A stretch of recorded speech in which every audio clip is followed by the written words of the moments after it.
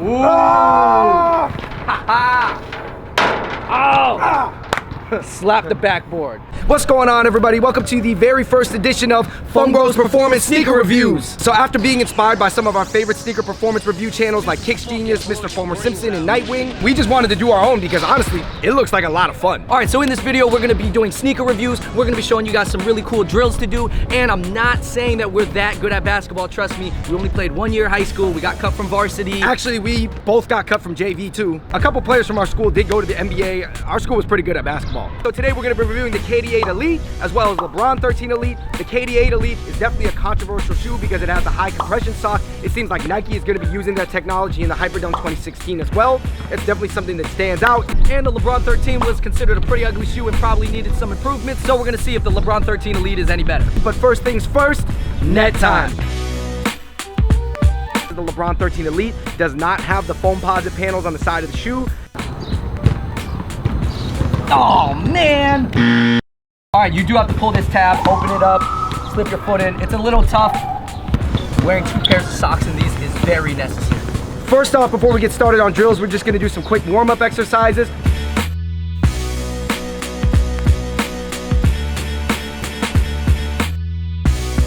One, 2, 3, 4, 5, 6, 7, 8, 9, 10, 11, 12, 13, 14, 15, 18, 19, 20. David, why are we teaching people how to do drills? All right, that's a good question because if we would have did so many drills growing up, we probably would have went further in our basketball careers. I would actually definitely put the drills that we're about to show you guys at the beginner level. Okay, so the first most basic drill is the miking drill. One of the most useful things you'll learn, especially at the beginning level, is an evade dribble. So for those of you who were like us growing up, you didn't have the cool orange cones. So for this drill, you can just set up water bottles or twigs or use the hash marks that are already in the free throw line.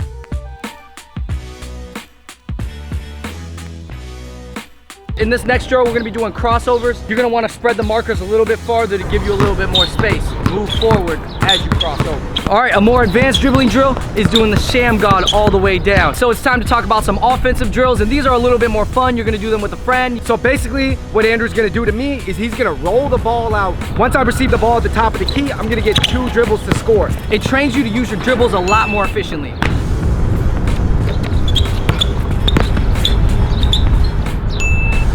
Okay, so one of the drills that I learned after high school, it's called 5 for 5. You can do it with just 2 players. That means you're gonna do 5 different offensive combo moves from 5 different spots on the court. Because in game, you don't know where you're gonna be on the court, you don't know where you're gonna catch, and you don't know where you're gonna have to start your move. All right, the first combo offensive move you're gonna do is catching the ball in a triple threat, pump faking, and then taking 1 dribble in for a closer shot. Basically, as far as what 5 points you wanna pick, I would recommend your basic 2-2-1 house positioning. Even though this drill is not about me shooting right now, I'm gonna be working on my rebounding and passing. So for my move, I'm gonna rip to my left and then do a step back. Third move, I'm gonna hit him with an in and out behind the back pull up.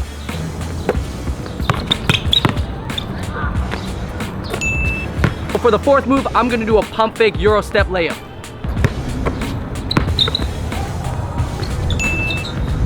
All right, for the 5th move, let's just shoot a 3-pointer. Stay in the corner. One of the most important aspects of reviewing a KD or LeBron sneaker is imitating KD and LeBron. What's the most LeBron James move you could do in the LeBRON XIII Elite? I would say, you know, maybe that one tomahawk dunk he does about 90% of the time, but I cannot even do anything close to that. So how about a bully ball layup? Let's do it.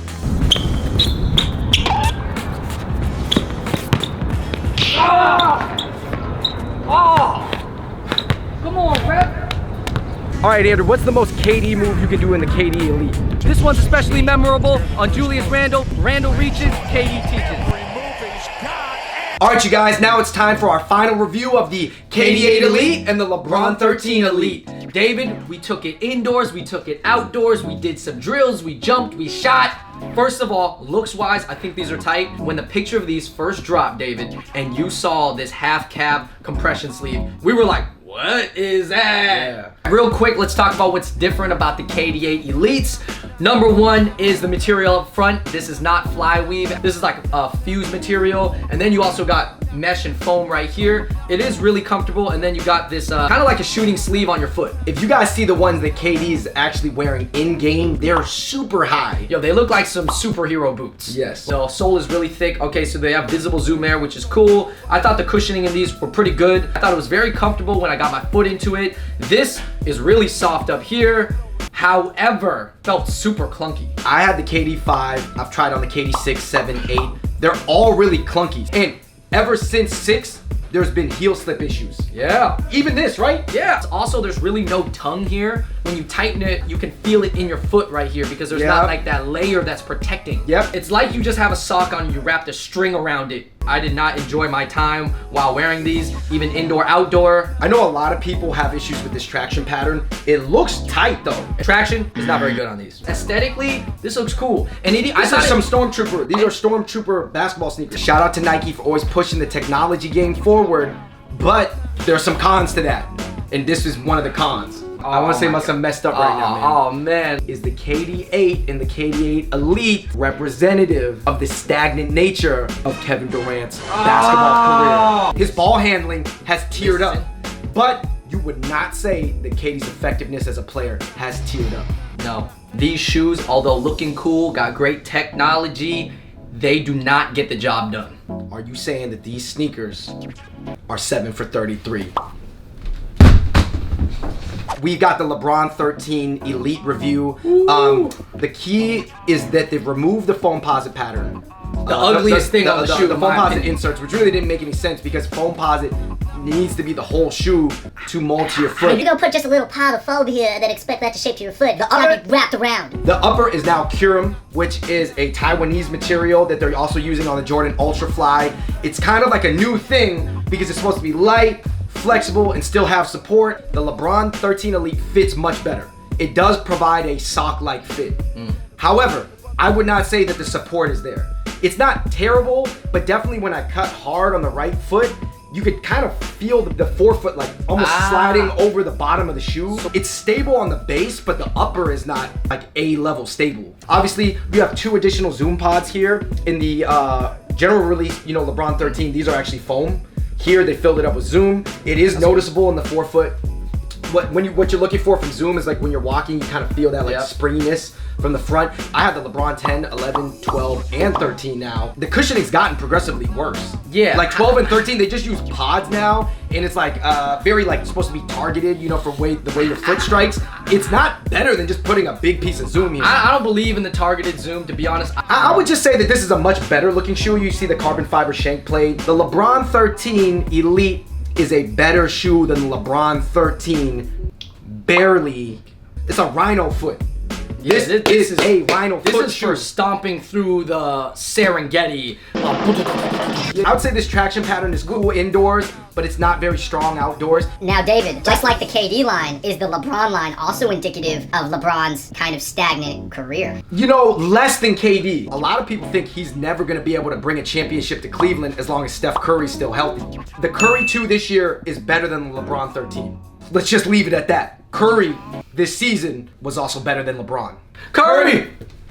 Okay, so at a price point of $200, these KD8 Elites I would say are probably not worth it. They are more expensive than the original KD8s. At $200, these are actually cheaper than the original LeBron 13. I do think it's because they've actually removed materials from it. I mean, $225 for the LeBron 13s, my goodness, man. You trying to rob us? I would say that these are not worth it. They're not terrible shoes. They look really good, but they gotta come harder next year. Okay, you guys, so that was our review, but here are 2 sneakers that we do have. We didn't get to test them out yet. This is like a bonus review right here. Yes. Okay. This is not something that everybody has. We gotta shout out to the 6th man of the year, Jamal Crawford's Woo! Brand Black J crossover 3s. These look luxurious. First of all, to me, it took some Air Jordan influence, because look, this bottom part reminds me of the 18s. Yeah. This part reminds me of the 16s. And then if you flip up this shroud, it kind of looks like the 30s. I would say one thing I'm a little bit worried about, maybe it's just the support right here cutting, because the fuse just runs up the side. It's not like the whole thing. And we have not played in them yet, but the cushioning was really soft. And you know what was really cool? They put the Seattle Space Needle right here. Yeah. All right, for our last and final shoe, it is the Kobe 11 ID with full-length zoom insole on the Green Goblin color. I think the shoe looks pretty dope. I got the gold speckle white sole. I got the green upper. You know, on the back here, it says sacrifice in Chinese. Chinese people love Kobe and Nike. and they love sacrificing. People wanted us to talk about the 60-point game. I will say that it was pretty incredible, but it was also pretty incredible that the Jazz just let him do that. Anyways, the biggest thing about these Kobe 11s, all right, because only in the ID version can you get the full-length Zoom Air. And let me tell you this, full-length Zoom Air is still, to me, overall, my favorite cushioning. If you look at the Flywire, the clear translucent piping, which gives it a little bit more structure and support. Even though these are IDs, these are totally game ready. Performance, I'm expecting a slight decline, but the cushioning is better. I do think that if you wipe the sole on a clean court, it's gonna give you really good traction. The last thing I'll comment is that this insole is pretty thick. Yo, David, pinch this heel. Tell me that's not thick. Yeah. Tell me that's not thick. Tell me that's not some stew with mashed up potatoes and it's just really thick. You know how you mash up potatoes? All right, you guys, thank you so much for watching that playoff performance sneaker review. We hope that you learned something, especially from the drill portion. It's fun. If you can make drills fun, you will definitely get better at basketball. Well, that's it for the playoff sneaker review. You will see all these different styles of sneakers in the playoffs. In the comment section below, make sure you let us know what you thought of this performance sneaker review, what other videos you'd like to see us make. All right, and one last thing for all you basketball players out there, we are actually giving away these 2 pairs of shoes on our Instagram, so please follow Fung Bros. They're size 10, guys. Size 10 for the record. Until next time, we're out. Peace.